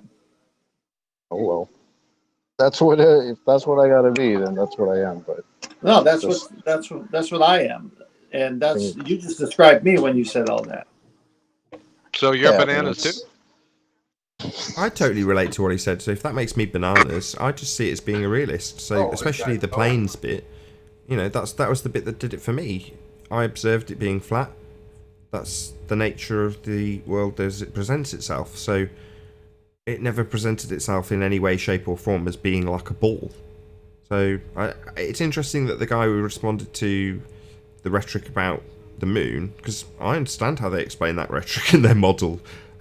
You know, I know it doesn't necessarily match the data in terms of what the tides are actually doing, but that's easy to get around, I think, for their model. I don't think it's that big a deal, but, you know, I know a lot of people focus on that particular aspect. Anthony's on that vibe at the moment, you know, good for him. And if, as you've just pointed out, if that makes a globe head nod their head and go, then everybody's different. I hear all sorts of different things that have actually made it click for people, and everybody's different, right? One man's poison isn't another man's poison, so...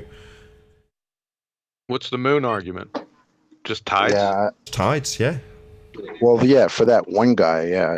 The first thing that gave him pause was me telling him that supposedly our tides come from the moon's gravity, because we just had like an hour discussion about gravity, and then I finally got to the moon, and he was just like, "Wait a minute, is that how that really is supposed to go?" And I said, "Yeah, that's the model.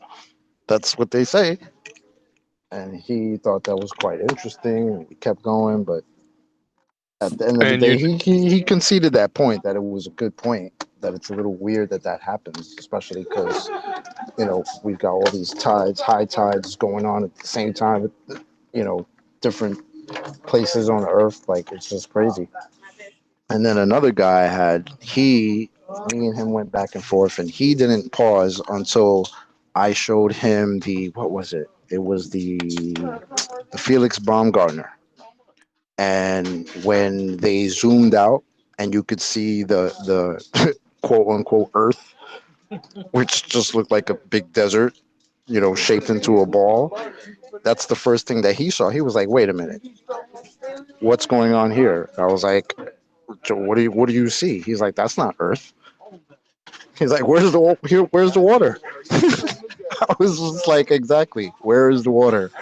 Where is the Earth that we're supposed to be seeing all the time?" And then they pan to another picture where they show the Earth, right? How they show it usually. And he was like, "Wait a minute, what the fuck? This can't be. This can't be. This is nonsense." And I said, "Yep. It's just one of many things that are just nonsense, man." So yeah, that was fun. Back to the title friction. Do you know who first conjured that quote unquote model? No. Who's the purveyor of tidal friction? I don't know that. Charles Darwin's son. Charles Darwin's son. Isn't that interesting? What's his son's name? That's a good question. I can't recall. Let me check it. Wasn't it Galileo did this whole moon title business? That actually explains why that family's in so much monkey business.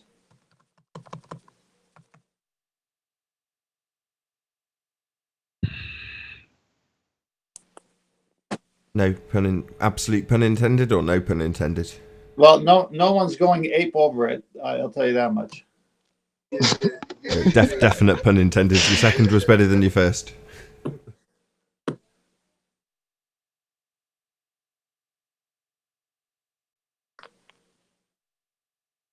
Shout out to 50 years on the moon. Whatever. Shout out to His name's Georgie. Georgie Darwin.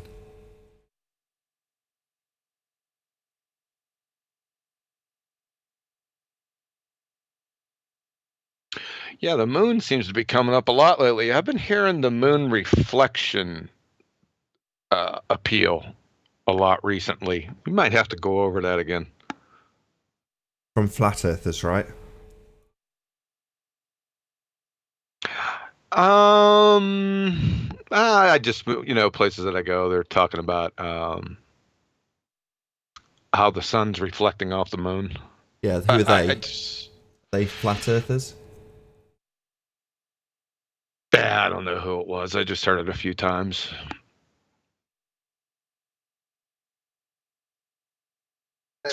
John, in your opinion, is there any way that a lunar eclipse, like the one we saw where the shadow comes from the top of the moon, is that possible on a ball in any way in your mind?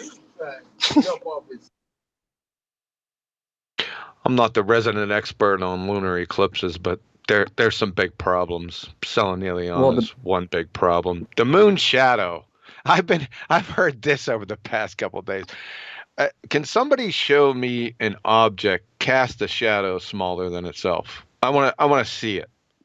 I don't want anyone to explain it to me. I want to see it. I need some cowbell with that. Okay? Thanks. The Silonellian just drops a monkey wrench in this whole shadow business. You can't have the sun and the moon visible above the horizon and then beat Earth's shadow. Not gonna happen. You need to be like, not necessarily. Gotta be Oh, careful. Wow. What's the sun's position? Is it an actual position in their model?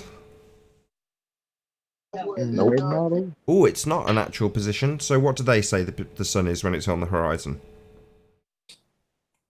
Is it a slightly looming non-standard refraction hyena holographic projection of the sun from behind Earth's curve at 7/6R? But even if it's slightly looming, it's not 180 degrees on the opposite side looming. Because I mean, slightly looming non-standard refraction hyena is one thing, but when you're supposed to be antipode, you're supposed to be right in the fucking middle of these two bodies. Just saying. And you can see both of them. So having the sun above the horizon in their model, there is an argument to say that it is still below the horizon, behind Earth in their heliocentric model, capable of creating... I can't believe I'm having this fucking... make me take their position and I'll hate you. But even if it is slightly looming, even if it is behind the horizon, it's not all the way on the other side. Because I mean, come on. Right. That's what I was thinking. Like, I understand what you're saying, Nathan, but like the pictures that I posted, I was, they were taken right after sunset. And one of them, the one you could still see the light in the sky. You need to check. You need to check what their model says about that. Yeah, you need to number one check their model. Number one, every time I've done this with moons and their positions and what they're doing with shadows, you check it against their fucking model and it works.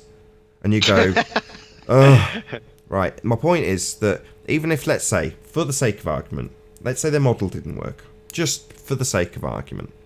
Now, if their ground-based model, the begging the question, proof of nothing, perspective hijacking, curve mathematics, geometric only, perspective hijacking, don't work, what do? Well, they say it's refraction. Well, they've got a whole narrative with plenty of weasel room to change how things work, or not just change it, work it around the existing mathematics for the model. So if you can bring an entire, it's on screen right now for the audience, if you can bring an entire town back with mathematics that's supposed to not be there, that's behind Earth's curvature, then they can do exactly the same thing with celestial refraction. Just exactly the same principle. So if there was ever a circumstance where their model didn't quite work, they can easily explain it away. That's why I hate getting into these arguments. And I almost said it when you were explaining about the guy with the tides. I didn't, because it's like, what's good for the goose isn't necessarily good for the gander. You can't say, no, you must go to this argument, because that will win him over. It doesn't work like that. But what was going through my mind was, why even have the argument? I know you probably had this argument anyway with him in the 2 hours preceding him going, about the tides in their model and how their model works. But if that's the only you get, the problem is they go and check it out and it probably does work, mathematically or otherwise. And therefore they go, oh, well, that squares that circle, moving on with the sphere world I live on. But the arguments that, without, blowing too much smoke up QE's arse, that have been carefully crafted, how do you have gas pressure without a container, all the subsequent arguments are null and void. Done. Don't have to even have the arguments. You can keep coming back to that question over and over again. And for me, it's the way of winning the argument. Now, even that comes under fire. Bloody Anthony Riley. Shout out to Sleeping Warriors Ace, I'm only kidding. But, oh, well, if you don't let them beg the question, it's like, oh, is it not good enough to have a winning argument? God. Yeah, he does. Well, he likes to. It's like a cat playing with a mouse for a little bit before he eats it. that's the way I see it. With Anthony it is, but the problem with that is it permeates other people. Now I'm gonna throw him under the bus. I'm sorry, Ranty. I love you, mate, but Ranty has been getting stick at the moment, or getting I don't want to say aggression, the wrath. There's the word of QE, and the reason is simple, because Gem Panda's made a presentation about space, and you can, as I've just verbalised, cut the legs off that argument like that. And just say you can't have gas pressure without a container. Your entire medium is bunk. Therefore, the story is irrelevant. You've just cut the legs off that argument and beaten it. But because of people like Anthony who say, no, let's let them beg the question and argue about whether or not rockets would work in the medium that can't exist, because then we can have an argument and see how it doesn't work within their narrative. It's like, right, why? So you can, like the guy with the tides, let them go away after the argument's concluded and figure out how it does work in their narrative and get on with their life. Why not actually win the argument?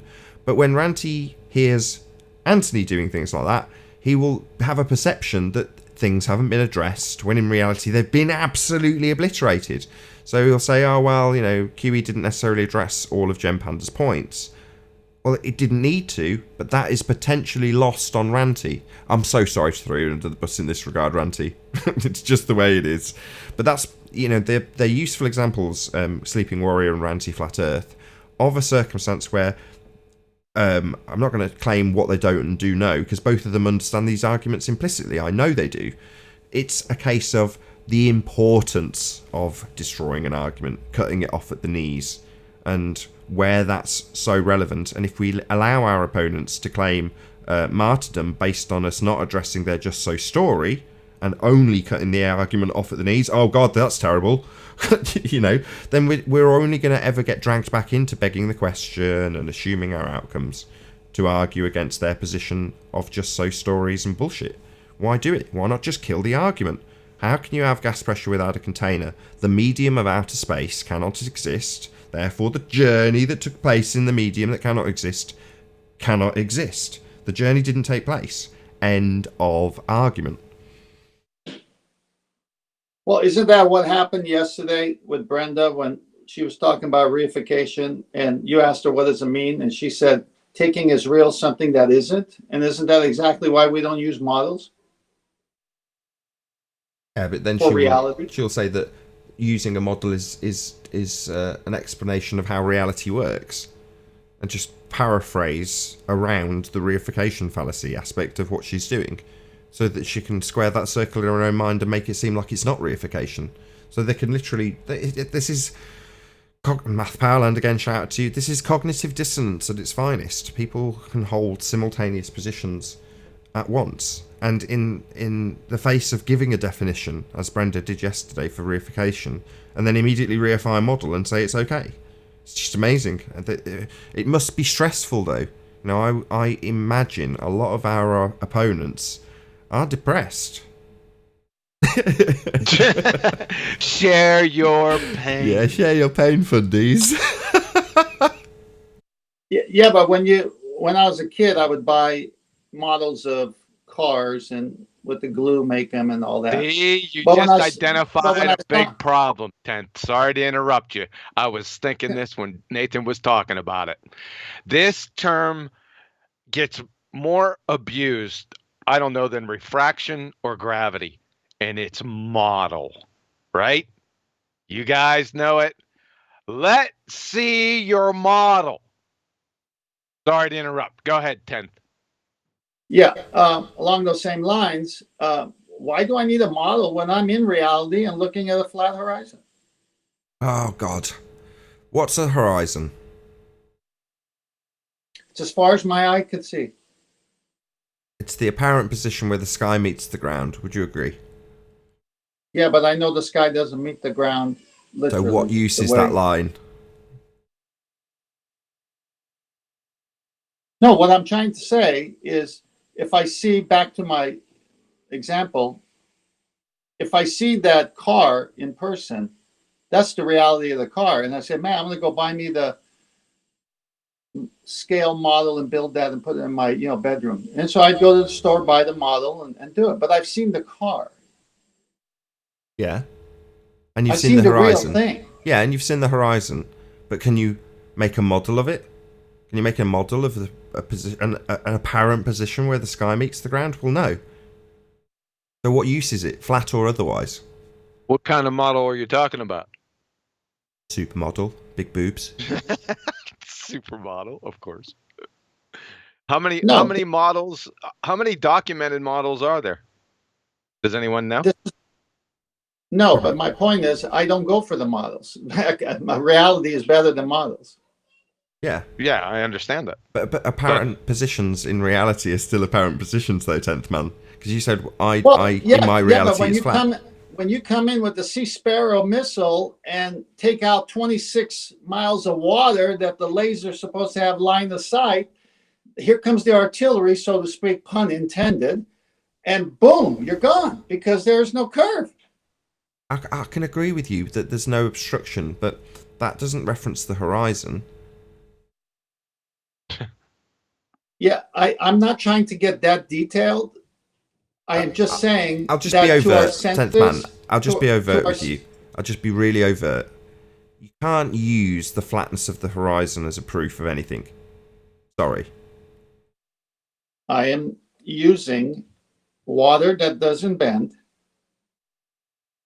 other things, and I'm looking at the horizon, and they all do not contradict. The only time they contradict is when you say it's a ball. Fine. With all those qualifications, absolutely spot on. I totally agree. That's all I'm saying. Well saved. All right, do we want to go over the models? There's a number of them. This is from Stanford University. Probing models, phenomenological models, computational models, developmental models, explanatory models, impoverished models, testing models, idealized models, theoretical models, scale models, heuristic models, caricature models, didactic models, fantasy models, toy models, imaginary models, mathematical models, substitute models, iconic models, formal models, analog models, and instrumental models. What about the big booty models? I'm not done yet. Models play an important role in science, but despite the fact that they have generated considerable interest among philosophers, there remain significant lacunas in our understanding of what models are and how they work. What's that word? What's a lacuna? What is a lacuna? That's a lacuna matata. Lacuna matata. What a wonderful phrase. Yeah, what's lacuna? It's a big gaping hole of void. Like a lagoon? No, it's not a damn lagoon. Look it up. Okay, I just thought you might know off the top of your head. My bad. Okay, I'll ask Siri. Hey Siri, what's lacuna mean? Can't believe you use Siri. Is it Lacuna? Lacuna, yes.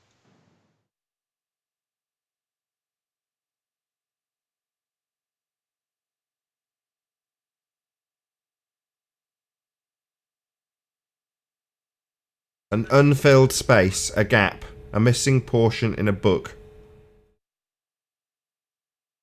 Okay, cool. Learn something new Hey every Google, day. image it. It's some sort of a some sort of an emo band. Sorry, I've forgotten the You reference. Google image. What's the gap in? I've forgotten what the bloody example. Models and their scientific validity, correct? Yeah, hold on, I'll say it again, but give me 1 minute. Yeah, because we'll lose context from me wanting the definition of an interesting new word. Sorry. I think in the song it says it's our problem-free philosophy. Oh, is it actually that word? Yeah, It's Hakuna our Matata, what a wonderful phrase. Hakuna Matata ain't no passing craze. It means no worries for the rest of your days. It's our problem-free philosophy. Come on, Tiff, man. Now you're gonna go make me watch freaking Lion King again, man. Damn it. Okay, I'll you watch want me it to read with it you. again? Yes, please. Models play okay, this is from Stanford University. Models play an important role in science, but despite the fact that they have generated considerable interest among philosophers, there remain significant lacunas in our understanding of what models are and how they work. So, there remain significant empty spaces, voids in our understanding of what models are and how they work. In other words. Perfect. And with that, I'll say a huge, massive, enormous thank you to all of you who tuned in on the Nathan Oakley premiering stream for hopefully smashing the super chat, liking, commenting, sharing, subscribing, and all that good stuff. Be sure to check out nathanoakley.com and the Flat Earth Debate Forum, which you should definitely all join.